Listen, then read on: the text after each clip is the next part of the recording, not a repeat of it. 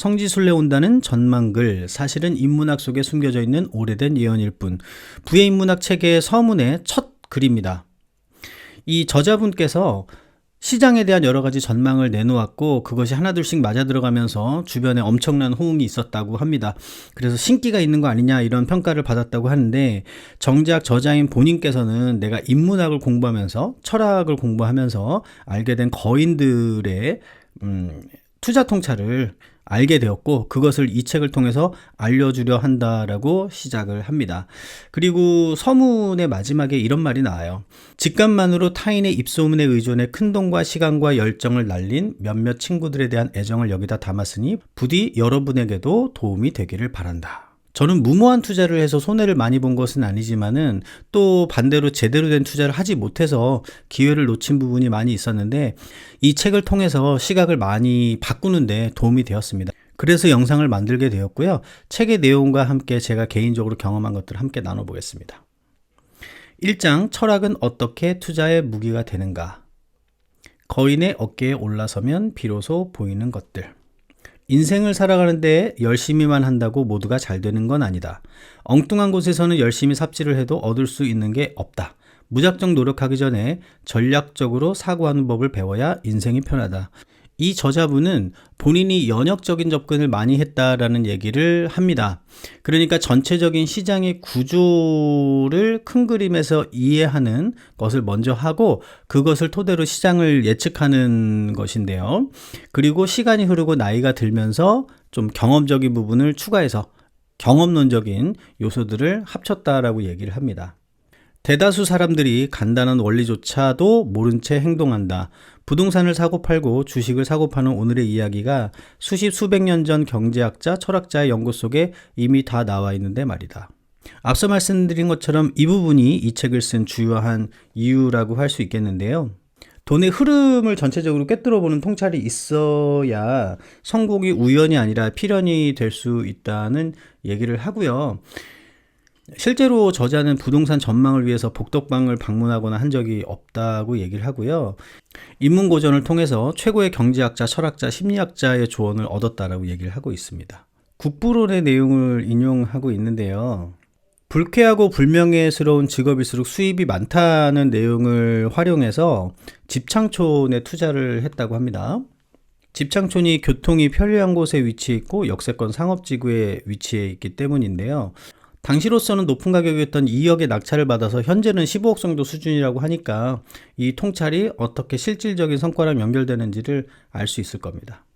칼 포퍼 덕분에 세계적인 투자자가 된 조지 소로스. 조지 소로스는 워낙 유명한 투자자죠. 소로스 펀드 매니지먼트의 회장이고요. 하나로 8조가 넘는 재산을 보유하고 있는 사람입니다.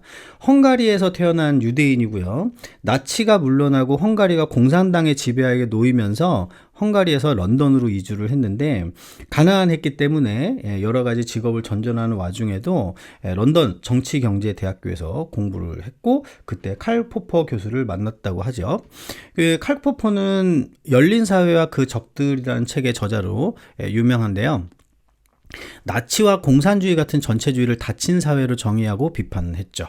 어떤 철학이나 이념도 진실이 될 수 없기 때문에 민주주의적인 사회 그리고 표현의 자유와 비판이 허용되고 개인의 권리가 존중되는 열린 사회가 번영할 수 있다는 주장을 했습니다. 소로스가 어떻게 위대한 투자자가 될 수 있었을까? 여기에 대한 대답은 이렇습니다. 나는 인생을 살아가면서 독자적인 사고의 틀을 개발한 덕분에 투자에 성공하고 자선사업을 할 수 있었다.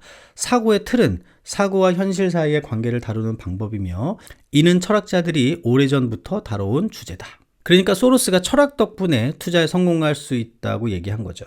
그럼 소로스가 말한 사고의 틀은 무엇일까요? 오류성과 재귀성을 알아야 되는데요. 오류성이라고 하는 것은 인간이 모든 것을 정확하게 전부 다 알 수는 없다는 겁니다. 행동경제학에서도 같은 맥락의 얘기를 하는데요. 인간의 무의식적인 작용들을 생각해 봤을 때 생각보다 이성적인 판단보다는 충동적인 판단을 훨씬 더 많이 한다는 거죠. 그리고 인식의 불확실성을 말한다면 블랙스완을 말하지 않을 수가 없는데 하얀 백조를 내가 평생 동안 봐왔다고 해서 백조는 무조건 하얗다라는 결론이 틀릴 수도 있다는 것이죠.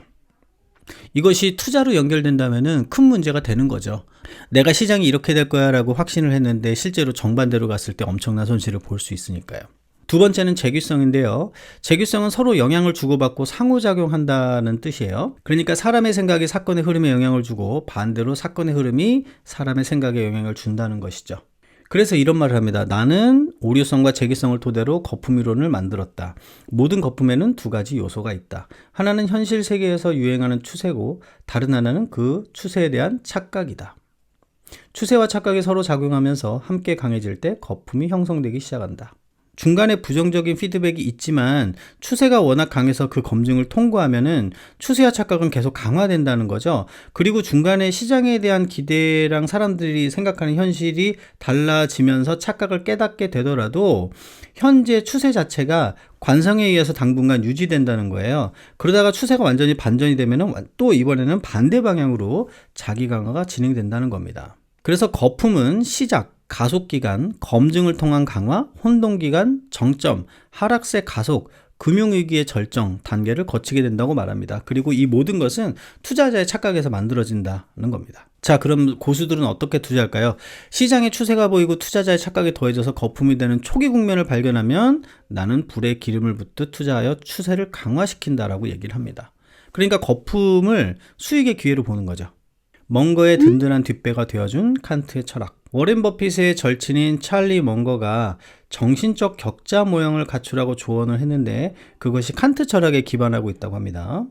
칸트의 책 중에 순수 이성 비판이 있죠. 칸트 이전에는 세상이 그렇게 생겼으니까 우리가 그렇게 보는 거다라고 생각했는데 칸트는 반대로 우리 두뇌에 세상을 바라보게 만드는 일종의 정신적 모형이 있고 그것을 통해서 세상을 이해한다고 얘기했어요. 그래서 칸트는 인간의 두뇌가 12가지 정신적 모형, 선험적 판단 기준을 가지고 있다고 얘기했고 이것을 통해서 세상을 이해하고 판단한다고 말을 했다는 거죠.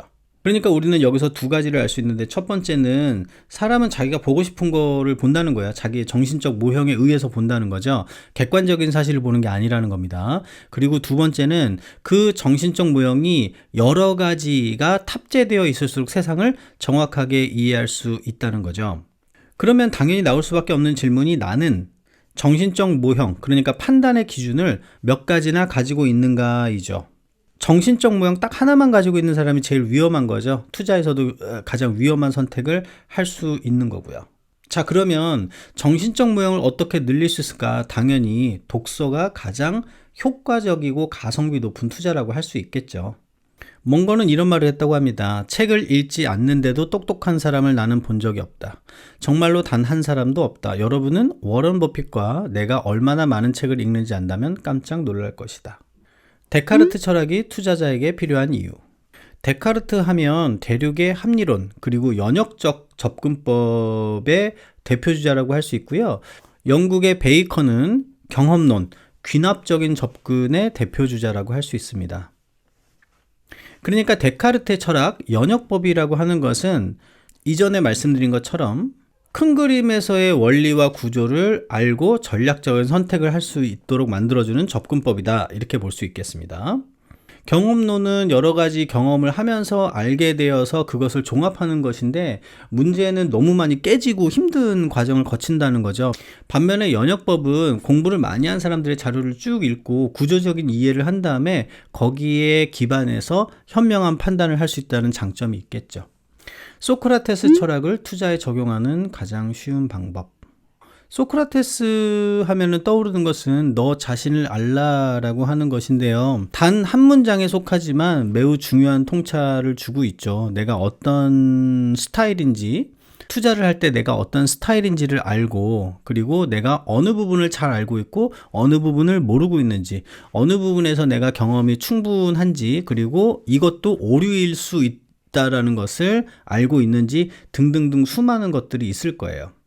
그래서 여기서 아프게 지적하는 것이 자기 머리가 뛰어나지 않다고 생각되면 주식보다 부동산 투자하라는 겁니다. 주식 같은 경우는 기관 투자자나 외국인, 그러니까 전문가들이 참가하고 있는 시장이기 때문에 내가 비전문가로서는 살아남기 매우 힘들다는 거죠. 반면에 부동산 투자 같은 경우는 개인들이 시장 참여자인 경우가 대부분이기 때문에 투자해서 크게 실패할 확률이 적다라는 부분도 있고요. 그리고 피터 린치의 말을 인용하면서 집을 사는 게 먼저다라는 얘기를 하고 있습니다. 그러니까 집값이 떨어지는 경우도 있지만 그건 예외적인 거고 99%의 경우에 집값이 오른다라고 피터 린치는 말하고 있습니다. 그래서 부동산이냐 주식이냐 어느 쪽을 우선으로 할 거냐에 대한 선택도 마찬가지고, 주식을 하더라도 단기적인 매매를 할 거냐 장기적으로 매매를 할 것이냐가 모두 나의 능력치, 나의 성향, 이 모든 것들을 파악한 뒤에 투자를 해야지 성공할 수 있다는 것을 얘기하고 있는 거죠.